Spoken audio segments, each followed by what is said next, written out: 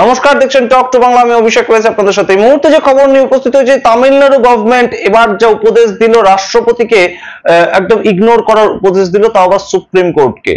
সামগ্রিক প্রেক্ষাপট আরো গুরুতর হয়ে উঠলো এই মুহূর্তে। রাষ্ট্রপতির প্রশ্নের উত্তর সেটা না দেওয়ার পরামর্শ দিল তামিলনাড়ু গভর্নমেন্ট। এই খবর কিন্তু এই মুহূর্তে অত্যন্ত তাৎপর্যপূর্ণ, তার কারণ আপনাদের মনে থাকবে যে তামিলনাড়ু গভর্নমেন্ট এবং তামিলনাড়ু গভর্নরের যে কেসটা, সেটাতে সুপ্রিম কোর্ট থেকে একদম আর মাধবন এবং জেবি পাদ্রিওয়ালা, এই দুজন যে বিচারপতি ছিলেন, তারা 8ই এপ্রিল 2025 একটা রায় দেন এবং রাষ্ট্রপতিকে তার সময়সীমা বেঁধে দেন। এবং যেটা নিয়ে প্রাক্তন উপরাষ্ট্রপতি, যিনি ইতিমধ্যে ইস্তফা দিয়েছেন, জগদীপ ধনখড়, তিনি বলেছিলেন যে সুপ্রিম কোর্ট আর্টিকেল 142টাকে ব্যবহার করে ভারতবর্ষের সংবিধানের উপর একটা মিসাইল অ্যাটাক করলো।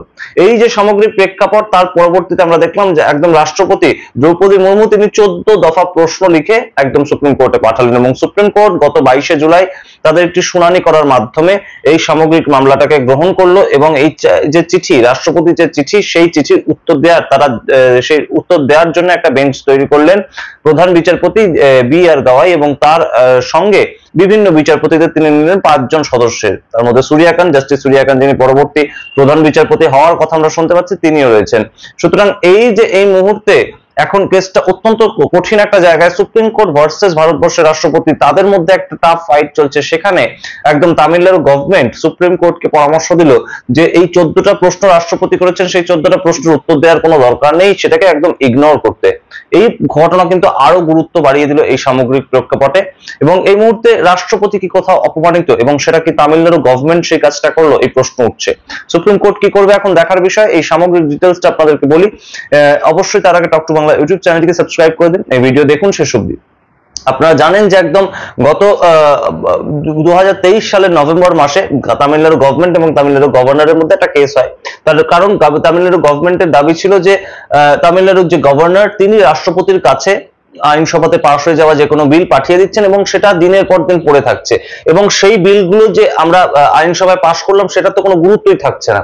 এবং সেই যে বিধানসভায় পাশ হওয়া বিল, তার পরিপ্রেক্ষিতে সুপ্রিম কোর্টে কেসটা ওঠে এবং শুনানির পর শুনানি হয়। 2024 সাল পেরিয়ে যায়। 2025 সালের একদম শুরুতে এপ্রিল মাসের 8 তারিখ জেবি পাদ্রিওয়ালা এবং আর মাধবন একটা ঐতিহাসিক রায় দেয়, এবং সেখানে বলা হয় যে যে কোনো স্টেটের রাজ্যপাল এবং দেশের রাষ্ট্রপতি, তাদের 3 মাস সময়সীমা বেঁধে দেওয়া হলো। এবং এই 3 মাসের মধ্যে হয় যে কোনো আইনসভা থেকে পাশ হয়ে আসা বিলে তাদেরকে সই করতে হবে, আদারওয়াইজ তারা অবজেকশন জানাতে পারবেন। অর্থাৎ হয় সই করতে হবে, এটা একদম অ্যাপ্রুভ করে দিতে হবে বিলটাকে, আদারওয়াইজ যদি কোনো জায়গায় অবজেকশন থাকে তাহলে সেটা আইনসভাকে জানাতে হবে 3 মাসের মধ্যে। এই ঘটনার পর থেকে আমরা দেখতে পাই যে বিজেপির বিভিন্ন যারা নেতা মন্ত্রী রয়েছেন, তারা রীতিমতন বলে ওঠেন যে সুপ্রিম কোর্ট কোথাও গিয়ে রাষ্ট্রপতিকে তার ক্ষমতা সম্বন্ধে ওয়াকিবহাল করছে। সুপ্রিম কোর্ট চাপিয়ে দিতে চাইছে রাষ্ট্রপতির ওপর। রাষ্ট্রপতি দেশের প্রথম মানুষ, দেশের ফার্স্ট পার্সন অফ ইন্ডিয়া, সেই তার ওপর সুপ্রিম কোর্ট কিভাবে একদম রীতিমতন একটা ম্যান্ডামাস জারি করে। ম্যান্ডামাস বলতে একদম উইক কমান্ড, সেটাকে জারি করে সুপ্রিম কোর্ট। সেটা কি করে হতে পারে? একই কথা বলেছিলেন প্রাক্তন উপরাষ্ট্রপতি জগদীপ ধনখড়। তিনি বলেছিলেন যে ভারতবর্ষের রাষ্ট্রপতি বা কিংবা ভারতবর্ষের রাজ্যপাল যারা নির্বাচিত হন, তাদেরকে একদম এই ধরনের একটা ম্যান্ডামাস জারি করা বা এই ধরনের একটা কমান্ড করা, সুপ্রিম কোর্ট এই কাজটা করার মাধ্যমে রীতিমতন একদম ভারতবর্ষের যে সংবিধান, সেটার উপর একটা মিসাইল অ্যাটাক করলো। এবং সেই যে কথা উপরাষ্ট্রপতি বলেছিলেন, তার পরবর্তীতে আমরা দেখতে পেয়েছিলাম যে বিজেপির তরফ থেকে আরো একদম রীতিমতন বিভিন্ন যারা নেতা মন্ত্রী রয়েছেন, তারা কিন্তু আরো সুপ্রিম কোর্টকে নিয়ে এবং সুপ্রিম কোর্টের প্রাক্তন প্রধান বিচারপতি সঞ্জীব খান্না, তাকে নিয়েও বিভিন্ন কথাবার্তা বলছেন। এবং সেই প্রেক্ষাপটে দাঁড়িয়ে হঠাৎ করে আমরা দেখতে পাই যে সঞ্জীব খান্না রিটায়ার হয়ে যায় এবং বি আর গাওয়াই প্রধান বিচারপতি হিসেবে নিযুক্ত হন। এবং সেই সময় একদম ভারতবর্ষের রাষ্ট্রপতি দ্রৌপদী মুর্মু, তিনি একটি চিঠি পাঠিয়ে দেন একদম সুপ্রিম কোর্টে, যেখানে 14টা প্রশ্ন তিনি করেন। এবং 14টা প্রশ্নের মূল যে বক্তব্যটা, একটাই কেন্দ্রবিন্দুতে এসে 14টা প্রশ্ন মিট করছে যে কিভাবে ভারতবর্ষের সুপ্রিম কোর্ট তারা রাষ্ট্রপতিকে একদম কমান্ড জারি করতে পারে, তিনি কিভাবে কাজ করবেন সেটা সুপ্রিম কোর্ট বলে দেওয়ার কে। এবং অবশ্যই সময়সীমা বেঁধে দিয়েছে সুপ্রিম কোর্ট, সেই সময়সীমার মধ্যে থেকে রাষ্ট্রপতিকে কাজ করতে হবে। তাহলে কি রাষ্ট্রপতি কোথাও গিয়ে সুপ্রিম কোর্টের আওতার মধ্যে পড়ে? এই প্রশ্ন, একদম গুরুত্বপূর্ণ প্রশ্ন করেছিলেন রাষ্ট্রপতি দ্রৌপদী মুর্মু 16ই মে। এবং সেই 16ই মে একটা চিঠি পৌঁছায়, যেটার পর কিন্তু একদম আমরা দেখতে পেয়েছিলাম যে সুপ্রিম কোর্টে আমরা একদম সামার ভ্যাকেশন পড়ে গেল এবং মে মাসের শেষ থেকেই সামার ভ্যাকেশন শুরু হয়ে গেল সুপ্রিম কোর্টে এবং সেই সামগ্রিক চ্যাপ্টারটা তৎকালীন সময় বন্ধ হয়ে গেল। কিন্তু সুপ্রিম কোর্ট খোলার পরেই 13ই জুলাই সুপ্রিম কোর্ট খুললো এবং তার পরবর্তীতে আমরা দেখলাম প্রধান বিচারপতি বি.আর. গাওয়াই প্রথম যে কাজটা করলেন 22শে জুলাই তিনি এই সামগ্রিক যে চিঠির উত্তর দেওয়ার জন্য একটা মিটিং করলেন এবং মিটিং করে একটা বেঞ্চ গঠন করলেন, তিনি নিজেও তাতে থাকলেন, অর্থাৎ তার নেতৃত্বে একটা বেঞ্চ গঠন হলো 5 বিচারপতিদের নিয়ে এবং তারা কিন্তু সরাসরি রাষ্ট্রপতির চিঠির উত্তর দেবে এবং কোন কোন ক্লজ অনুযায়ী তারা কাজ করেছে, জেবি পাদ্রিওয়ালা আর মাধবন কোন কোন ক্লজ অনুযায়ী রায়টা দিয়েছে, 3 মাস যে সময়সীমা বেঁধে দিচ্ছে সেটা কোন কোন ক্লজ অনুযায়ী, সেই সম্বন্ধে কিন্তু তারা সম্পূর্ণ একটা বেঞ্চ গঠন করে তার হিসাবে উত্তরটা দেবে, এমন একটা সামগ্রিক প্রেক্ষাপট তৈরি হলো। কিন্তু এবার আমরা যে ঘটনাটা দেখলাম গতকাল তামিলনাড়ু গভর্নমেন্টের পক্ষ থেকে সুপ্রিম কোর্টের উদ্দেশ্যে বলা হয়েছে যে ওই বিষয়টাকে সম্পূর্ণ ইগনোর করুন, আপনারা রাষ্ট্রপতির চিঠির উত্তর দেওয়ার কোনো দরকারই নেই। যেখানে সুপ্রিম কোর্ট বলে দিয়েছে, একটা রায় দিয়ে দিয়েছে, 3 মাস সময়সীমা বেঁধে দিয়েছে, সেই পরিপ্রেক্ষিতে কেন আবার সেটাকে নিয়ে রাষ্ট্রপতির উত্তর আপনারা দেবেন? সুতরাং একদম কোথাও গিয়ে কেউ রাষ্ট্রপতিকে অপমান করছে তামিলনাড়ু গভর্নমেন্ট, এই প্রশ্ন কিন্তু উঠছে এবং কোথাও গিয়ে এই মুহূর্তে যে ঘটনাটা সামগ্রিকভাবে সুপ্রিম কোর্ট সাজিয়েছে, সুপ্রিম কোর্ট তাদের উত্তরের একদম প্রশ্ন করেছে তাদেরকে রাষ্ট্রপতি এবং সেই প্রশ্নের প্রেক্ষাপটে সুপ্রিম কোর্ট তাদের মতন করে উত্তর দেবেন, কিন্তু সেখানে তামিলনাড়ু গভর্নমেন্ট হঠাৎ করে যে সুপ্রিম কোর্টকে একটা পরামর্শ দিচ্ছে সেটা নিয়েও কিন্তু উঠছে প্রশ্ন। তাহলে কি কোথাও গিয়ে সুপ্রিম কোর্ট কিংবা ভারতবর্ষের রাষ্ট্রপতি তাদের হঠাৎ করে একটা পরামর্শ দেওয়ার দরকার পড়লো তামিলনাড়ু গভর্নমেন্টের? কেন পড়লো সেটা?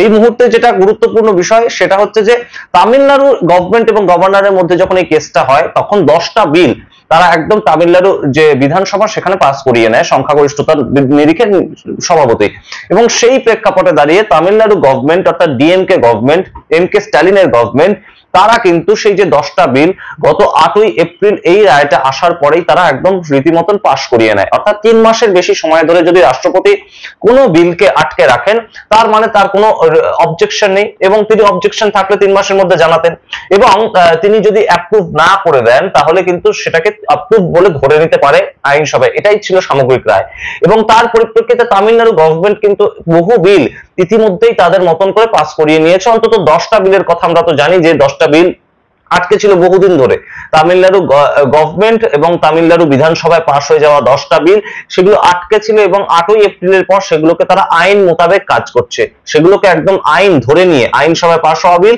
বিধানসভায় পাস হওয়া বিল, সেই হিসাবে তারা সেগুলোকেই একদম আইন হিসাবে সেই অনুযায়ী কাজ করছে। এখন যদি আবার কোথাও গিয়ে সুপ্রিম কোর্ট সেটার উত্তর দেয় এবং রাষ্ট্রপতিকে উত্তরের দিতে গিয়ে কোথাও যদি সুপ্রিম কোর্ট তাদের এই আর মাধবন এবং জেবি পাদ্রিওয়ালা তাদের রায়টাকে উইথড্র করে নিতে হয় কিংবা কোথাও একটা স্থগিতাদেশ দিতে হয় বা কোথাও একটা সমস্যা তৈরি হয় এই সামগ্রিক রায়ের প্রেক্ষাপটে বা সময়সীমা বেড়ে যায় বা কোনো কিছু একটা সমস্যা তৈরি হয়, তাহলে কিন্তু অবশ্যই প্রাথমিকভাবে তামিলনাড়ু গভর্নমেন্ট বেকায়দায় পড়বে এবং সেটাই কিন্তু এই মুহূর্তে সারা দেশের রাজনৈতিক মহল মনে করছে যে তামিলনাড়ু গভর্নমেন্ট এই জন্য আগে ভাগে একদম সুপ্রিম কোর্টকে তারা পরামর্শ দিচ্ছে যে কোনো দরকার নেই রাষ্ট্রপতির প্রশ্নের উত্তর দেওয়ার, যখন রায় হয়ে গিয়েছে, যখন সুপ্রিম কোর্ট থেকে 3 মাস সময়সীমা বেঁধে দিয়েছে সেই অনুযায়ী কাজ করতেই পারেন রাষ্ট্রপতি, কেন আবার আপনারা উত্তর দিতে যাচ্ছেন? সুতরাং সামগ্রিক প্রেক্ষাপটে এই মুহূর্তে এই সুপ্রিম কোর্ট এবং রাষ্ট্রপতির মাঝখানে একটা নতুন দিক উঠে এলো। তামিলনাড়ু গভর্নমেন্ট কোথাও গিয়ে কিন্তু এই মুহূর্তে একটা বাধা দিতে চাইছে সুপ্রিম কোর্ট এবং রাষ্ট্রপতির মাঝখানে যে চিঠি এবং প্রশ্নোত্তর পর্ব চলছে সেখানে। আপনাদের সামগ্রিকটা তুলে ধরলাম আপনাদের সামনে, আপনারা বিচার করুন, আপনাদের মতামত কমেন্ট বক্সে কমেন্ট করে জানান। দেখতে এখন টক টু বাংলা, অবশ্যই টক টু বাংলা ইউটিউব চ্যানেলটিকে সাবস্ক্রাইব করে দিন। ধন্যবাদ।